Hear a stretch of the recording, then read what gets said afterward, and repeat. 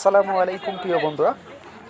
হেফাজতে ইসলাম বাংলাদেশের গণসমাবেশ শেষ করে হেফাজতে ইসলামের কেন্দ্রীয় নেতৃবৃন্দ গাড়ি করে এখন চলে যাচ্ছেন।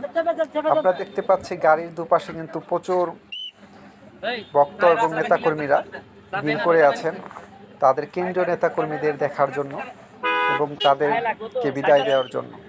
এখানে ভলান্টিয়ার বৃন্দরা কিন্তু আসলে হিমশিম খেয়ে যাচ্ছে তাদের গাড়িগুলোকে রাস্তা করে দেওয়ার ক্ষেত্রে।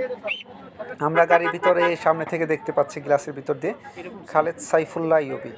এছাড়াও তার এই যে আমরা দেখতে পাচ্ছি এখন কিন্তু ক্লিয়ারভাবে আমরা তাকে দেখতে পাচ্ছি, তিনি কিন্তু গাড়িতে বসে আছেন এবং পিছনের গ্লাসগুলো কিন্তু দিয়ে কিন্তু আসলে ভিতরে কে কে আছেন দেখা যাচ্ছে না, কিন্তু আমরা যতটুকু জানি কেন্দ্রীয় বৃন্দ আছেন যারা এখানে উপস্থিত ছিলেন, যেমন জুনায়েদ আল হাবিব, এছাড়াও আরও কিছু নেতাকর্মী এখানে আছেন।